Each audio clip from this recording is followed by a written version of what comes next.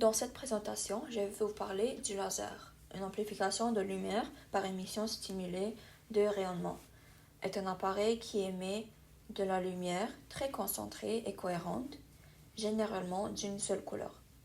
Cela se fait en amplifiant la lumière à l'intérieur d'un milieu actif, puis en la relâchant sous forme de faisceaux intenses et directionnels. Un laser se définit par deux éléments fondamentaux: un milieu amplificateur et un système d'excitation du milieu amplificateur, aussi appelé système de pompage. Maintenant, je vais vous parler un peu de l'histoire des lasers. Donc en 1958, Arthur Schawlow et Charles Townes ont eu l'idée de réaliser un confinement du champ électromagnétique comparable à celui d'une boîte fermée, mais avec une seule dimension de confinement, l'axe de propagation de la lumière dans la cavité. Ceci permet de sélectionner quelques ondes électromagnétiques seulement qui se partagent le gain du milieu amplificateur et donc d'accéder à des niveaux d'amplification très importants. En 1960, Theodore Maimin réalise le premier effet laser jamais obtenu dans le domaine optique. Le milieu amplificateur utilisé était un cristal de rubis, cristal le plus utilisé au début des lasers car il était parfaitement connu sur le plan de la spectroscopie. En 1970, il y avait une diversification des types de lasers. Les lasers étaient utilisés pour des applications industrielles. En 1980, il y avait plusieurs avancées technologiques et la voie des applications médicales a augmenté. Puis aussi, les lasers semi-conducteurs ont été inventés. En 1990, il y avait une grande expansion des applications, puis les lasers étaient plus intégrés dans divers domaines. Et enfin, en 2000, il y avait encore plusieurs nouvelles recherches sur les lasers et encore plusieurs diverses applications. Je vais maintenant vous parler du fonctionnement du laser. Un laser, c'est une cavité généralement cylindrique avec des miroirs à ses extrémités. Elle est remplie de gaz, puis l'un des miroirs n'est pas à 100% réfléchissant. On envoie de l'énergie dans la cavité, ce qui excite les atomes du gaz grâce au pompage optique. Là, les atomes émettent spontanément un photon chacun. Un photon, c'est une particule ayant une énergie légère. Chaque photon a une longueur d'onde spécifique et variée. Le photon émis va rencontrer un autre atome qui va l'absorber et émettre deux photons dans la même direction de façon stimulée. Cela continuera jusqu'à la paroi où il n'y aura plus d'atomes de gaz. Si un atome émet dans la bonne direction, alors les photons continueront jusqu'à rencontrer un miroir où ils seront réfléchis et d'où ils repartiront dans l'autre sens jusqu'à l'autre miroir. Une partie de la lumière sort lorsqu'elle rencontre le miroir partiellement réfléchissant. C'est cette partie de la lumière qui formera le rayon laser. Avant que je vous parle de comment le laser marche en détail, voici des images qui montrent les étapes de la formation de laser. Je vais maintenant vous parler des mécanismes du mise en jeu. Donc, comment ça marche? Lorsque des atomes, des molécules, absorbent de l'énergie extérieure, ils passent d'un niveau d'énergie bas à un niveau d'énergie plus élevé, appelé état excité. L'état excité est instable. Les atomes tentent immédiatement de revenir à un état de plus faible énergie. C'est un phénomène nommé transition. Lorsqu'une transition se produit, une lumière correspondant à la différence d'énergie est émise. Ce phénomène est appelé émission naturelle. La lumière émise entre en collision avec d'autres atomes également excités, ce qui induit de nouveau des transitions.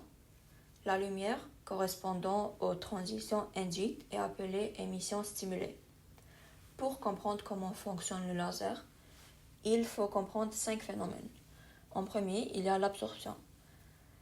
Les électrons des atomes absorbent la lumière fournie par une source extérieure, passant de leur état fondamental, donc un niveau d'énergie bas, à un état excité, un niveau d'énergie élevé. Plus le niveau d'énergie augmente, plus les électrons s'éloignent de leur orbite normale. Cette augmentation du niveau d'énergie est appelée excitation. Le deuxième phénomène, c'est l'émission spontanée. Les niveaux d'énergie des électrons dans un état excité varient en fonction de la quantité d'énergie absorbée. Les électrons à niveau d'énergie augmenté tendent à se stabiliser après une période de relaxation durant laquelle l'énergie absorbée est libérée dans une tentative de retour à un état de faible énergie. Cette énergie est alors libérée sous forme de lumière. Ce phénomène est appelé émission spontanée ou aussi appelé naturelle. Le troisième phénomène à comprendre, c'est l'émission stimulée.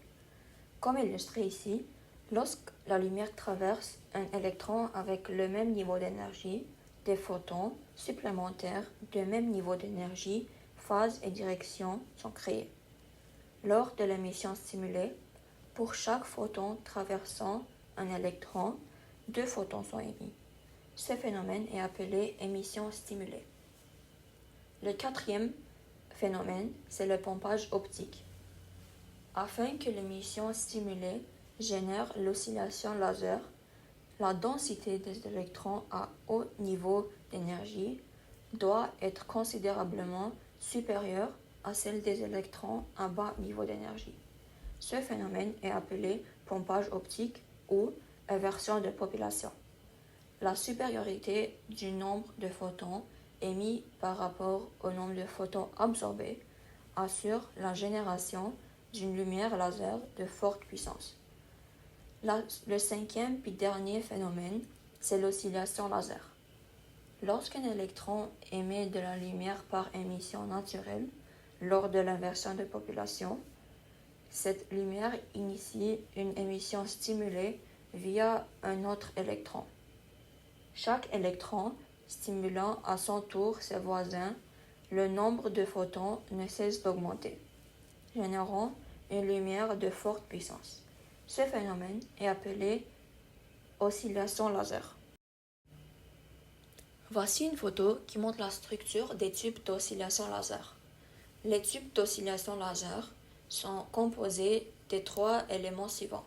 Il y a le milieu laser, la source d'excitation et l'amplificateur. Maintenant, je vais vous présenter les différents types de lasers. Il existe plusieurs types de lasers et chacun possède des caractéristiques et des applications spécifiques. En premier, il y a le laser à gaz. Des exemples de lasers à gaz sont un laser à dioxyde de carbone et un laser à hélium et néon. Un mélange de gaz est utilisé comme milieu amplificateur. Ces lasers sont utilisés principalement pour la découpe et gravure industrielle, les dispositifs de pointage et scanners. Le deuxième type seront les lasers à solide. Un exemple de laser à solide est le laser à rubis.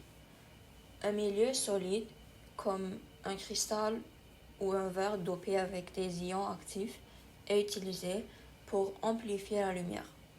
Le principal domaine où ce type de laser est utilisé est en médecine, comme pour une chirurgie oculaire, dans l'armée et l'usinage de matériaux.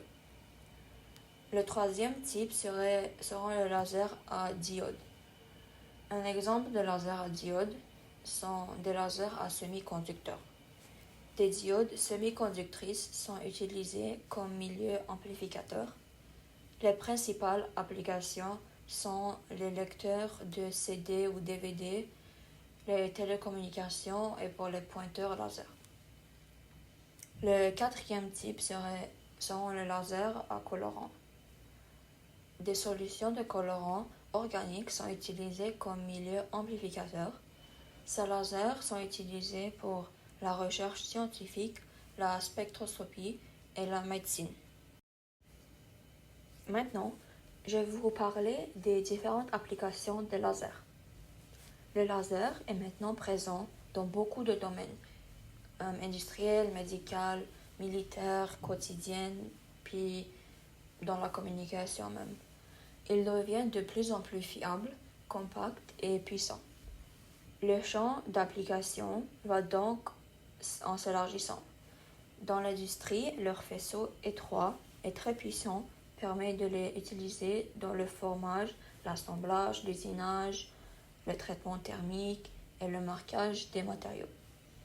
On s'en sert aussi abondamment dans la fabrication d'éléments et de dispositifs semi-conducteurs.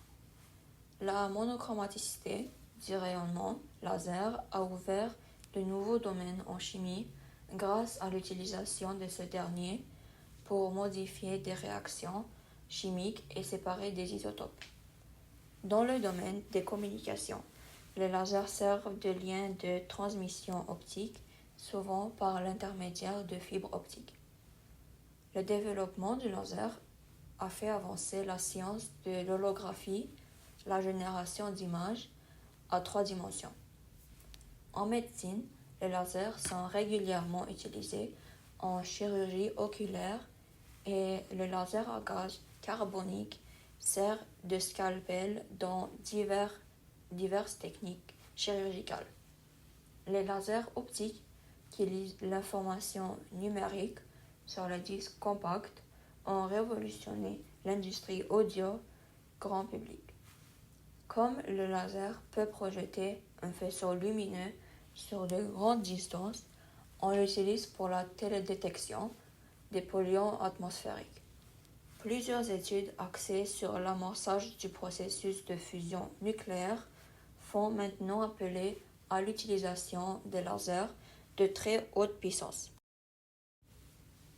Les lasers sont largement utilisés en médecine pour diverses applications, comme pour la chirurgie au laser. Des différentes chirurgies sont le traitement dermatologique, l'ophtalmologie, le traitement dentaire et aussi l'imagerie médicale. Une des applications du laser, c'est dans l'espace. Le faisceau laser peut être extrêmement peu divergent. Cette qualité va pouvoir être utilisée pour projeter de la lumière très loin de la source. C'est ainsi que grâce au laser, il est possible d'envoyer de la lumière sur la Lune et de collecter en retour quelques photons qui se sont réfléchis dans des réflecteurs posés à la surface lunaire lors des missions Apollo. Par la mesure du temps d'aller et retour de la lumière entre la Terre et la Lune, le laser permet de connaître précisément la distance qui nous sépare de la Lune.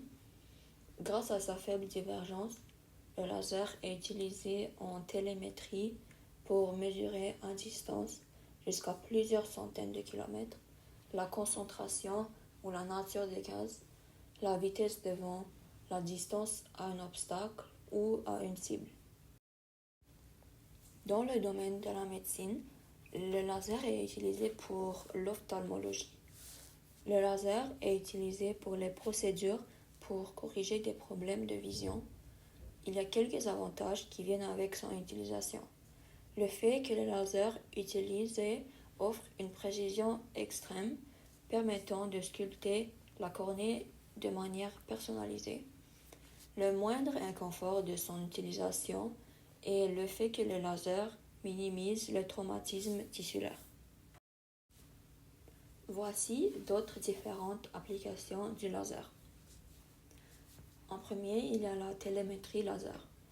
C'est possible d'utiliser la monochromaticité, la forte cohérence et la directivité des lasers pour réaliser des mesures et des inspections de haute précision telles que la mesure de la longueur, de la distance, de la vitesse et des angles. Ensuite, il y a le soudage au laser. Les lasers à haute énergie sont utilisés pour souder de grandes pièces de matériaux durs. Il y a le prototypage rapide au laser. C'est une technique de fabrication additive qui utilise un faisceau laser pour créer des prototypes rapidement à partir de fichiers numériques. Les avantages du prototypage rapide au laser incluent une grande précision, la capacité de créer des géométries complexes et une réduction significative du temps et des coûts par rapport aux méthodes traditionnelles de fabrication. La gravure au laser est une technique qui utilise un faisceau laser pour enlever des couches de matériaux de la surface d'un objet afin de créer des motifs, des textes ou des images. La gravure au laser est précise et permet de travailler sur une variété de matériaux comme le bois, le métal, le verre, le plastique et le cuir. Elle est utilisée dans divers domaines tels que la personnalisation de produits, l'artisanat, etc. Ça, c'est une fusion nucléaire par laser. Il s'agit d'une chambre à cible de fusion laser où 10 faisceaux laser convergent en même temps sur un petit échantillon de combustible qui génère une réaction de fusion nucléaire, déclenchant ainsi la fusion. Ensuite, il y a la communication par laser. La fréquence des ondes lumineuses étant supérieure de plusieurs ordres de grandeur à celle des ondes radio, une fibre optique très fine peut transporter une quantité d'informations équivalente à celle que peut transporter un câble de cette épaisseur sur l'image. Les armes à laser concentrent une grande quantité d'énergie lumineuse en un faisceau étroit et puissant. Ce faisceau peut chauffer, fondre ou vaporiser le matériau de la cible. Les armes à laser sont principalement développées pour des applications militaires telles que la défense anti-aérienne, l'interception de missiles, la neutralisation de drones et le ciblage précis. Les armes à laser offrent plusieurs avantages, notamment une grande précision, une vitesse de frappe quasi instantanée, une munition illimitée tant qu'il y a de l'énergie, et une réduction des dommages collatéraux. L'affichage laser. Les lasers de différentes couleurs, rouge, vert et bleu, sont modulés en intensité et dirigés par des miroirs mobiles ou d'autres dispositifs optiques pour créer des pixels sur une surface de projection. Les affichages laser offrent une excellente qualité d'image avec des couleurs vives, un contraste élevé et une grande précision. Les principaux avantages incluent une luminosité élevée, une large gamme de couleurs, une grande efficacité énergétique et une durée de vie prolongée par rapport aux sources de lumière traditionnelles. Donc, pour conclure, un laser, c'est un appareil qui émet une lumière très concentrée et cohérente, généralement d'une seule couleur. Cette lumière est produite en amplifiant la lumière à l'intérieur d'un milieu actif et en la relâchant sous forme d'un faisceau intense et directionnel. Un laser est composé de deux éléments fondamentaux, un milieu amplificateur et un système d'excitation de ce milieu, aussi appelé système de pompage. Depuis sa conceptualisation par Arthur Schwallow et Charles Townes en 1958, et sa première réalisation par Theodore Maiman en 1960, les lasers ont évolué pour inclure divers types tels que les lasers à gaz, à solide, à diode et à colorant, chacun ayant des applications spécifiques dans des domaines comme l'industrie, la médecine, les communications et la recherche scientifique. Les lasers sont devenus indispensables dans de nombreux domaines grâce à leur précision et puissance. En médecine, ils sont utilisés pour la chirurgie oculaire, le traitement dermatologique et la dentisterie. Dans l'industrie, ils servent à la découpe, au soudage et à la gravure de matériaux. Les lasers jouent un rôle crucial dans la télécommunication via les fibres optiques et dans la recherche scientifique pour des techniques avancées de spectroscopie et de microscopie. D'autres applications incluent la télémétrie, l'affichage laser, la fusion nucléaire par laser et les armes à laser pour des usages militaires.